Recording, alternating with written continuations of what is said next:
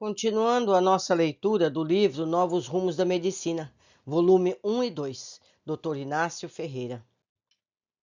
60 anos depois. Feliz da ciência médica oficial. Feliz a humanidade, quanto a primeira a reconhecer a ciência espírita, pois só assim uma estará apta a lenir as dores da outra. Uma com os meios necessários para amparar a dor, outra livrando-se de males que a cruciam de maneira ainda não aceita e só conhecida por aqueles que se comunicam com o mundo dos reputados mortos.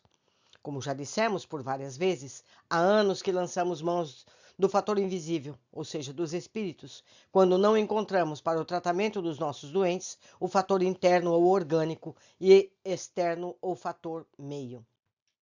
O que esse fator invisível é uma realidade e que traz um grande contingente de meios para a tortura e o desespero de nós, humanos, é coisa provada no ambiente social em que trabalhamos, e dele jamais duvidamos, pois centenas de casos, por nós acompanhados, não permitem a mínima vacilação, a mínima incerteza. Ao contrário, os casos se sucedem e vamos marchando de surpresa em surpresa, pois o campo é vasto e os meios empregados infinitos. É um campo em que penetramos com o julgamento frio daqueles que só desejam os fatos incontestáveis. E eles se nos apresentam de tal maneira, com tantas provas, sem nenhum subterfúgio, que a única admiração que nos assalta ao espírito de médico é ver, ainda hoje, embora raras vezes, homens de valor que continuam batendo na tecla desastrosa de que o espiritismo faz loucos. Eu lembro, meus amigos, que este livro já vai há 100 anos que foi escrito. Há 100 anos que essas verdades são conhecidas. Por que as pessoas não pesquisam? Por que elas não vão pessoalmente ver essas curas? Por que as pessoas não são honestas sem esses preconceitos? Se é, se não é, não é. Não é verdade? Por que esse medo? Vamos continuar a leitura. Todavia, esse aleve já se está tornando raro, raríssimos mesmo, pois as provas em contrário são fáceis de apresentação. Não queremos dizer que os espíritas também não sejam sujeitos à loucura patológica, ou mesmo obsessão, em proporção mínima, todavia, é somente quando descuidam do orai e vigiai. Só mesmo por ignorância, por maldade ou por interesse inconfessável, alguma figura isolada ainda persiste na tolice de que o espiritismo é fábrica de loucos. Essa gente gritou tanto que se tornou quase afônica, e só com dificuldade se ouvem vozes que se vão tornando cada vez mais sumidas, cada vez mais imperceptíveis no campo imenso dos benefícios prestados pelo espiritismo. Os espíritos fazem loucos, isso sim é verdade. Mas é verdade também que as loucuras provocadas pelos espíritos, só mesmo pelos espíritas, podem ser curadas na generalidade de casos. Apresentamos mais um fato por nós acompanhado, para e passo, procurando obter todas as informações com que ele se relacionasse. Um doente, louco, furioso, curado em prazo relativamente curto, catalogado como vítima de obsessão, desde a sua entrada no sanatório. Exemplo vivo de que os espíritos fazem loucos, produzindo verdadeiro ceifamento no campo de todas as religiões. Sempre dissemos que, além dos fatores aceitos e estudados pela medicina oficial, fatores que provocam a loucura, mais um será forçosamente aceito: o fator invisível, sem o qual, de quando em quando, passará em falso abraços com a falta de recursos necessários para amparar infelizes que recorrem aos seus cuidados. A foto novamente foi tirada, por não ser importante e por estar de muito má qualidade. O que importa é a ficha descritiva. Ficha número 243. Internada no dia 8 de novembro de 1938, curada em 15 de março de 1939, ou seja, meus amigos, simples 4 meses. As iniciais é NBP, porque essa pessoa tem uma família, e o Dr. Inácio não quis expor o caso. É um caso de obsessão, curada sem recursos da medicina material. Essa paciente, na última existência, foi uma dessas infelizes atiradas ao local de prostituição. Desamparada pela sociedade, relegada pelas convenções sociais, como tantas outras, sujeita a todas as ignomínias e de todas as baixezas, sem uma alma irmã que a amparasse, foi naturalmente, como acontece na maioria parte das vezes, uma revoltada contra tudo e contra todos. Sabendo que todas as portas se lhe fechavam, com exceção da do vício e das torpezas que ela atravessou, quem o sabe, espírito confrangido, chorava, altas horas da noite, lágrimas doridas que lhe escorriam pelas faces e as queimavam, escondendo-as para que os outros não se deleitassem ainda mais com a sua vergonha e a sua infelicidade. Um rapaz de distinta família por ela se apaixonou, e embora arrostado à fúria por seus apupos da sociedade, a ela se ligou. Mas revoltada ainda por não ter nem mesmo o direito de acalentar um afeto sincero, procurou vingar-se com esse rapaz dos insultos soezes, da celeuma levantada com a família, cercando-o com as teias da fascinação, levando-o às maiores torpezas para poder ostentar pelo menos um luxo fictício, já que lhe era concedido o direito do sossego e da tranquilidade. Saciada a sua vingança, notando que o rapaz já não mais podia sustentá-la com o luxo preciso para brilhar por entre as luzes enganadoras dos prazeres e das orgias, abandonou-o, indo à procura de outras vítimas, no anseio, quem sabe, de abafar as suas torturas com as torturas alheias. O pobre moço, devotando-lhe uma afeição sincera, não resistindo a esse abandono, suicidou-se, desencarnando após cruel sofrimento. Ela desapareceu, perseguida por membro da família ultrajada, e nunca mais foi encontrada. O pai do suicida, como chefe de família importante, acompanhou todo o sofrimento do filho e, pouco após, não resistindo ao choque de tanta desventura, desencarnou, levando, com o espírito liberto da matéria, uma esperança e um ódio. Esperança de encontrar o filho, ódio de que necessitava extravasar-se em vingança, saciando o seu espírito antes torturado. E ela, naturalmente, pouco a pouco, também desencarnou, talvez sofrendo as consequências de uma vida infeliz, atirada numa cama pobre de algum asilo ou abandonada em algum prostíbulo.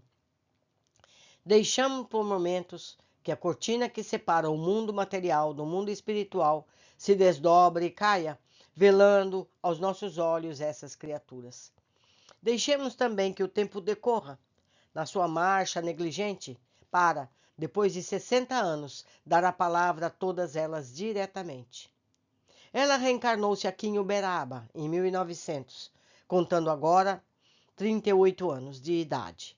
Nascida e criada em meio humilde, palmilhando a vida até agora no esforço e no trabalho modesto, porém honroso, empregou-se como cozinheira e lavadeira. Mais ou menos durante 25 anos, o seu espírito ficou no mundo das sombras amigas, procurando naturalmente se despojar dos maus sentimentos que eram o seu apanágio, fortalecendo-se com o perdão e o arrependimento, para em nova reencarnação dar o exemplo dos bons atos, das boas ações, para consequente progresso na evolução natural das criaturas. Guardando no seu espírito lembranças de uma vida alimentada pela alegria enganadora dos sentidos, acostumada com o luxo e os ambientes festivos, trouxe nesta existência os mesmos hábitos, gostando de trajar-se bem e, para isso, não medindo sacrifícios, frequentar festas, diversões, demonstrando sempre uma alegria natural e uma exuberante mocidade. Casada há 15 anos, sem que resultasse desse matrimônio nenhum filho, nem mesmo um aborto. Muito disposta, estava sempre empregada, dedicando-se aos serviços caseiros em casas de diversas famílias. Vivendo bem com o esposo, homem honesto, trabalhador, jamais teve doença grave a perturbar o ritmo da sua vida. Frequentadora assídua do culto protestante, há 4 meses, sua família notou certa desorientação no seu modo natural de viver, pois não quis mais voltar ao culto, alegando que os protestantes iam persegui-la. Alguns dias após, repetidamente, começou a sair de casa, normalmente à noite, altas horas, interrompendo o repouso de todos. Mostrava-se aflita, desesperada mesmo, dizendo que uma voz que não lhe era desconhecida a chamava, clamando por socorro. As pessoas da sua família procuravam contê-la, dissuadindo-a de semelhante ideia, e assim aumentavam o seu desespero, Dizia que precisava sair de qualquer maneira, pois se os seus não tinham um sentimento de caridade e não procuravam socorrer um infeliz que gemia de dor e reclamava um alívio, que a deixassem ir, porquanto aquela criatura sofria muito e já estava agonizante. Em outras ocasiões, dizia que a pessoa já havia falecido, mas mesmo assim clamava sua presença. Havia necessidade de vigiá-la constantemente, para que não saísse assim, sem um destino determinado. Esse estado de desespero foi se prolongando por dias seguidos, até que os seus, cansados de lançar mão de recursos sem fundamento, sem frutos, resolveram interná-la neste sanatório, onde deu entrada num estado de grande abatimento físico.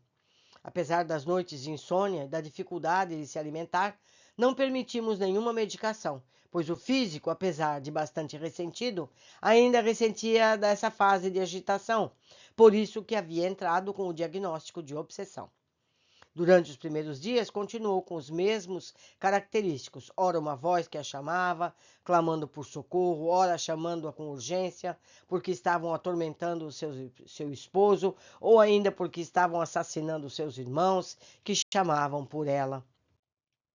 Poucos dias depois do internamento, mais uma característica se apresentou. Vivia escondendo-se, demonstrando pavor de qualquer coisa que via ou pressentia. Raríssimas vezes passava por alguma fase de calma, só então tendo percepção do lugar, tempo e espaço, demonstrando memória e raciocínio. Uma infeliz internada em um hospital de loucos, completamente perturbada. O pai, combalido pela idade, esgotado pelas noites de desespero passadas à cabeceira do filho, logo após a desencarnação deste, também se passou para o mundo das sombras, a que ele se refere ao pai do rapaz que se suicidou. Naturalmente, durante anos vagou pelo espaço, na inconsciência do seu novo estado. Espírito afeito ao autoritarismo, levou consigo o ódio e o rancor contra aquela que havia levado tanto desgosto ao seio da sua família.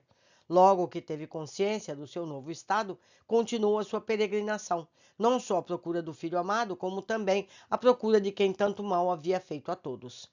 Impelido pelo ódio, pela vingança, cada vez mais intoxicado o seu espírito com maus sentimentos, foi de cidade em cidade, de lugarejo em lugarejo, até encontrar essa criatura. Satisfeito por ver coroado o seu esforço, ela se aproximou e, indiferente da sua pobreza, do seu padecimento com seus fluidos impuros, maltratou-a bastante. Somente na sessão em 21 de novembro de 1938, isto é, após 13 dias de internamento, a paciente conseguimos que esse espírito se manifestasse, apesar da dificuldade demonstrada durante todo o período da incorporação. Miserável, malvada, bandida sem entranhas, você é a pior rameira que já conheci. Desgraçou meu filho, custei, mas encontrei-a. Sim, custei muito, mas agora você há de comer o pão que o diabo amassou. Apesar desse palavreado injurioso, não tivemos dúvida em não o interromper, e mesmo os próprios guias dos trabalhos naturalmente o permitiram, pois realizava-se uma sessão de experimentação, um trabalho científico, e era natural que deixasse o espírito manifestar os seus sentimentos. Servia para bem identificá-lo e avaliar os sofrimentos da obsediada. Pelas perguntas feitas, aos poucos, porém com firmeza, foi fazendo as revelações que necessitávamos para o nosso trabalho, e foi assim que continuou a manifestar-se. Minha família, família Farias, em determinada cidade de Minas, gozava de todo o conceito.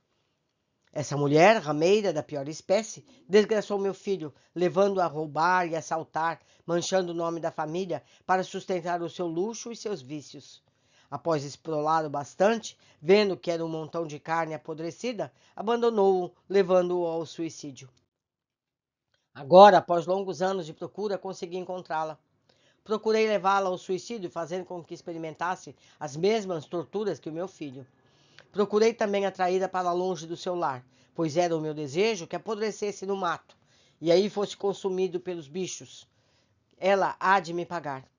E o meu filho? Há quantos anos não o vejo? No entanto, dizem que as almas se encontram. Ele morreu miseravelmente, e ela foi a causadora de tudo. Meu filho, por que não o encontro? Após uma rápida doutrinação, pedimos que continuasse no próprio sanatório e fosse refletir sobre o perdão, enquanto, com as preces, pediríamos a Deus o facultasse esse encontro com seu filho, coisa até então não realizada, devido a ter que amparar-lhe os sentimentos, a cortina negra do ódio e da vingança. Assim o prometeu e se desincorporou, clamando ainda pelo filho.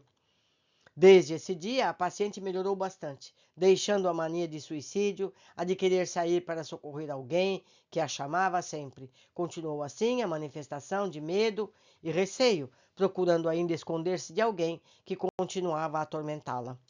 Julgando que fosse ainda a ação desse espírito, consultamos uma entidade amiga que nos revelou o seguinte: quando a paciente vivia com esse rapaz, por questões naturais entre as mulheres que vivem no mesmo lupanar, ou seja, no mesmo prostíbulo, tornou-se inimiga de uma companheira de infelicidade. Procuramos ouvi-la também, o que conseguimos na sessão de 19 de dezembro de 1938. Incorporou-se com visível dificuldade e logo protestou pelo fato de a chamarmos por amiga.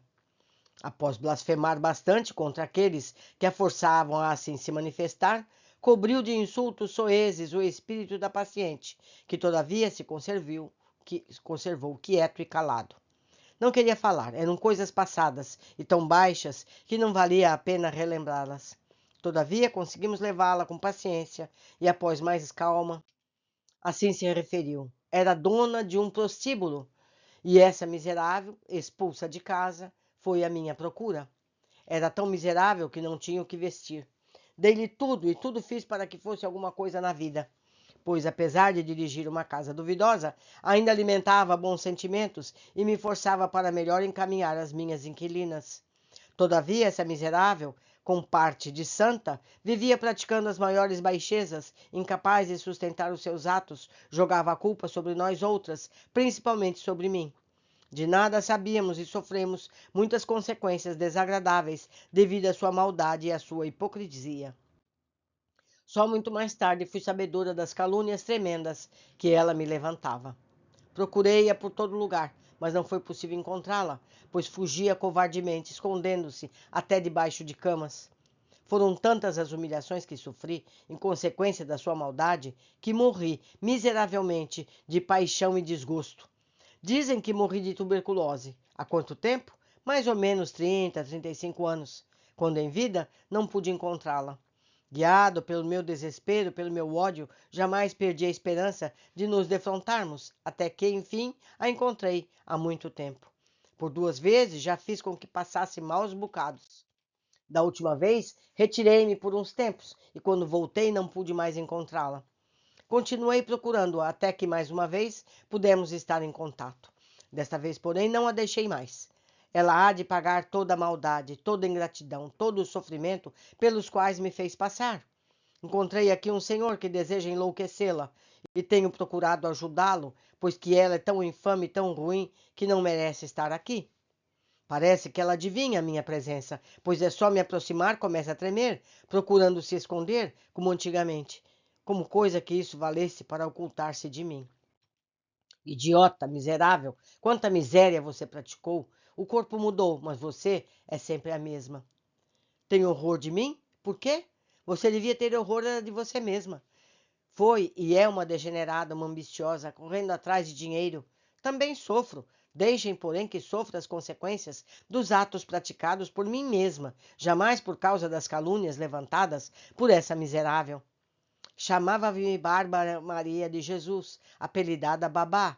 Após longa doutrinação, esse espírito prometeu se retirar, mesmo porque já se estava vendo cerceada em suas pretensões. Disse que ao seu lado estava uma companheira de vida infeliz e seguiria com ela para longe, muito longe, a fim de ver se conseguia abafar essa mágoa e esse rancor. Quem sabe se assim terei mais tranquilidade, mesmo porque estou também cansada desta vida, uma situação incerta, levando uma vida errante sem finalidade. Desincorporou-se após agradecer nossos conselhos e as nossas palavras amigas, prometendo deixar a paciente. De fato, desse dia seguinte, cedo, a paciente não mais demonstrou terror, deixou a mania de se esconder debaixo das camas, atrás das portas ou dentro dos banheiros.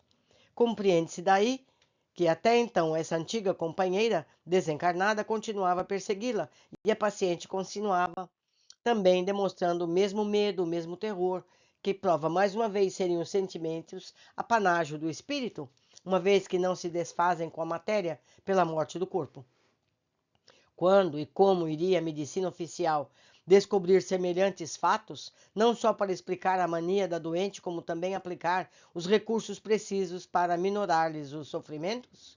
Quantas criaturas não vivem nesse mundo pagando iniquidades passadas, vítimas de seus erros? Isso é verdade, meus amigos. Geralmente a gente vê a pessoa obsediada como sendo a vítima.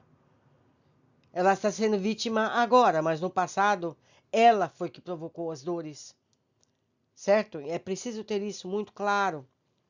Nenhum de nós é isento de erros. Todos temos erros no passado. Não somos inocentes jamais. Continuando. E quantas entidades não vivem engolfadas nesses sentimentos de ódios e vinganças, na inconsciência dos que fazem por vezes somente à espera de conselhos e de palavras amigas? Agora o filho que suicidou-se, vamos ver como ele está. Por onde andaria o espírito desse infeliz que tantas torturas havia sofrido? A que provações maiores se estará sujeitando após a sua desencarnação? Seria um espírito consciente do seu estado? Estaria direto ou indiretamente contribuindo para o estado obsediado da nossa paciente? Perguntas que borbulhavam na nossa imaginação, chegando por vezes a preocupar seriamente o nosso espírito, engolfado no desejo de aprender, preocupando em aliviar todas as duas almas entregues ao desespero e esperançoso de colher novos dados para o nosso trabalho.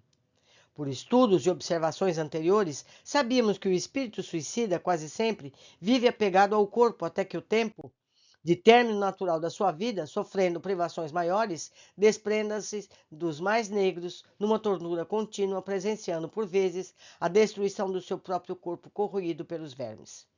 A fim de completar o nosso trabalho, aliviar esses infelizes que sofriam por circunstâncias ligadas às mesmas existências, pedimos a um espírito amigo para fazer todo o esforço preciso para nos facilitar esse objetivo.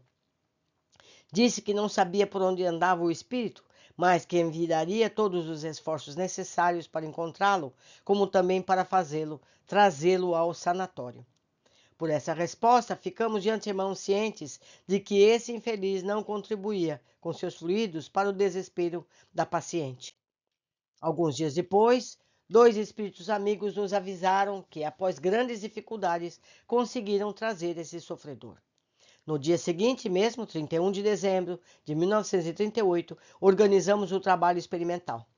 A incorporação se processou com certa dificuldade, recebendo-o com palavras amigas, de carinho, fazendo perguntas, procurando todos os pormenores que poderiam interessar-nos, conseguiu bastante para satisfazer nossas pretensões. Vamos dar-lhes também a palavra. Disse ele, não experimento nenhuma satisfação em estar aqui. Sair de onde estava para voltar junto dos homens, ou seja, dos seres humanos, entre os quais sofri e passei todas as torturas que os entes humanos podem sofrer, e passar muito me contraria. Lugar bom? Não, não é isso propriamente. Contudo, me sentia mais satisfeito, pois vivia num mundo desconhecido, entre os esquecidos dos homens. Não sei onde eu estava, sei sim que procurava melhorar o meu estado. Sofri demais. Passei muitos anos como um encarcerado, apodrecendo aos poucos no desespero de terminar com a vida, pois que a morte não vinha. Quanto tempo passei assim? Não sei. Uma eternidade, mergulhado numa noite negra, sem perceber a luz tão necessária à orientação, só ouvindo gemidos e lamentos. Quando julgava que esse sofrimento não teria mais fim, encontrei-me um pobre velhinho. Procurei confessar-me com ele, a fim de ver se com esse gesto de súplica e humildade Deus teria compaixão de mim. Só então fiquei sabendo por ele que havia morrido. Que fez ele para me demonstrar? Primeiro me aconselhou a orar. Segundo, levou-me até junto da sepultura, onde meu corpo se desmantelava. Que senti? Desalento, coisa que se sente, mas não se explica. Daí perambulei, sem nem mesmo por onde. Voltei à minha cidade, fui à casa de meu pai, presenciando o seu desespero. Relembrando-me daquela que havia sido a causadora dos meus tormentos, procurei-a com o intuito de um conforto para um tormento do meu espírito, notando que continuava levando a mesma vida infame. Tive nojo, sim, tive nojo dela, dos homens, de tudo. Procurei afastar-me, fui para longe, muito longe, procurando fugir do contato com seres humanos. Não tive desejo de vingança. Bastava o que havia sofrido. Continuo a alimentar esse mesmo pensamento, indiferente a que sejam ou não felizes aqueles que me levaram à ruína e ao desespero. A mim não importa o destino de cada um. O meu foi negro, fazendo de mim um desgraçado. Eu tinha 32 anos de idade, era negociante. Uma mulher foi a causa da minha desgraça. Traiu-me, deixando-me numa situação a mais comprometedora possível. Procurei fugir da sociedade para não pagar por um crime que não havia cometido. Doente, perseguido, com o nome honrado, suicidei-me, pensando que assim terminaria aquela tortura. Grande ilusão. Sofri muito, muito mais. Todos julgavam que havia sido vitimado por um acidente, porém foi tudo proposital. Só meu pai, sabe disso, pois previamente o havia avisado. De que lancei mão para o suicídio? Uma explosão proposital de uma espingarda com uma carga de chumbo esfacelando-me a garganta e a cabeça. Por muito tempo senti os chumbos a me penetrarem pelo crânio. Procurando fugir ao sofrimento, fui ao encontro de uma tortura ainda maior. Vim aqui porque prometeram que encontraria meu pai. Auxiliem-me por suas preces. Meu nome era conhecido na intimidade como Nonô. Morri em Vacaria, no Rio Grande do Sul. Desincorporou-se com visível dificuldade. 5 dias após, isto é, na noite de 4 para 5 de janeiro, em uma sessão inesperadamente incorpora-se um espírito e com palavras lentas e frases que deixava transparecer arrependimento num misto de alegria, assim revelou. Obrigado, meus amigos, não sei como agradecer. Sofri muito como homem e como pai. Hoje, todavia, não tenho mais aquele ódio que me alimentava. Vós me despertastes para o entendimento. Não mais desejo a vingança, deixo que Deus faça a justiça. Sei, e como dizem, havia uma razão de assim acontecer. Jamais duvidei de Deus, apenas vacilava nos momentos de revolta e de desespero. Agora penso de modo diferente. Não sei o que está reservado para mim. Tenho uma ideia confusa, ainda sem segurança de mim mesmo. Tive uma alegria imensa ao rever aquele filho que tanto tempo não via e a quem julguei estar vingando o sofrimento e a morte. Que Deus vos pague e a mim não desampare. Dita essas palavras, volveu para nós, assim se expressou. Meu amigo, pedem para lhe dar uma explicação. Jamais me apresentei a essa enferma com as características de minha encarnação. Quando o babá dela se aproximava, era assaltada de grande pavor. Aproveitando-me dessa circunstância e desse estado de perturbação, me apresentava como um homem desconhecido, oferecendo-me o seu apoio e convidando-a para fugir. Queria levá-la para o mato, para bem longe, a fim de ser seguida, abandoná-la, procurando realizar o meu desejo, terminando a minha vingança, ao vê-la perdida, desorientada, morta de fome e de sede e seu corpo comido pelos bichos. Nada mais disse. Para quê?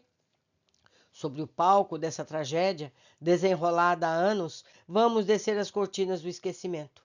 As leis divinas são imutáveis. Deixemos que elas se entendam sobre os homens, seguindo-os em tantas existências quantas necessárias para o pagamento das suas iniquidades. Meus amigos, concluímos mais um capítulo cheio de entendimento.